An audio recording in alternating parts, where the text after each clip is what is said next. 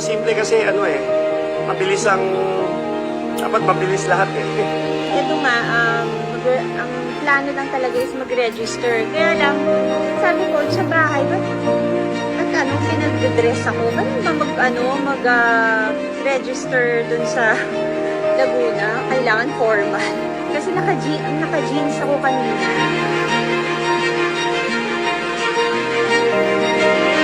Nausap ko yung syempre yung close sa akin at yung very close sa kanya na kami nagplano kasama kayo. At hindi naman ako, nung nandiyan na kayo, medyo hindi na ako nahirapan dahil I got the reinforcement that I need to make it very easy. You look it very easier for me sa lahat. Pero na-feel ko very nervous ako.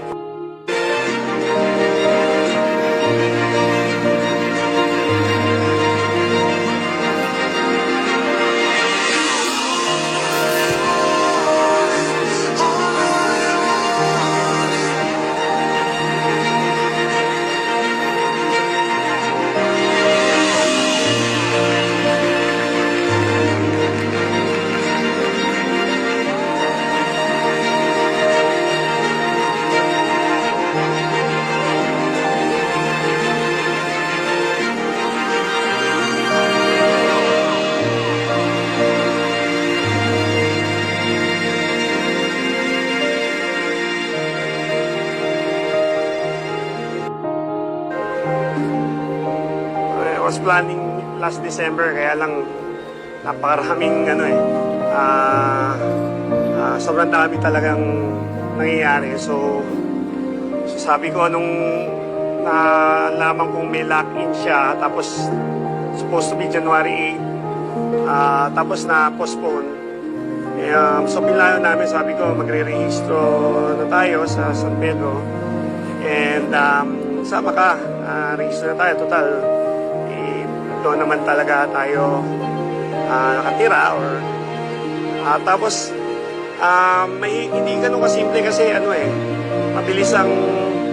dapat mabilis lahat eh. Ito nga, ang plano lang talaga is mag-register. Kaya lang, sabi ko, sa bahay, ba't pinag-dress ako? Ba't ba mag-register dun sa Laguna? Pagpasok namin dito, parang wala namang session. So, I thought nandito sila sa veranda. Kaya pumunta kami nagulat na lang ako, may mga bulaklak. So, parang nami-mental block ako nung nakikita ko to. Hindi pa nagsisink in sa akin. Kasi, tas, lalo na yung pinakita niya yung Will You Marry Me, parang nakalutang ako. Kasi, pag nanonood lang ako ng mga proposal videos, naiiyak ako. Grabe luha ko, pero iba pa yung feeling pag andito ka. Parang, is this happening? Parang, am I dreaming? So, parang gano'n yung feeling. Tapos nakita ko yung anak ko. Ano to? Parang, planado pala to. So, ayun.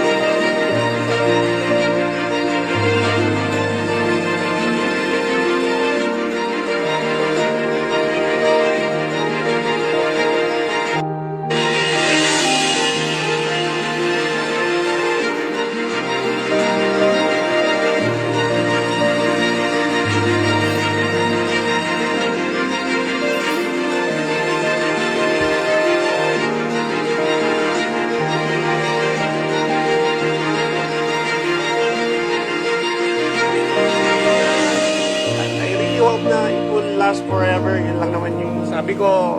Alagaan ko siya, alagaan niya rin ako. Yan na lang po siya na after all sa experience ko sa buhay ko, alam po siya na Alam niya kung anong priority ko eh. So, ako na priority. syempre,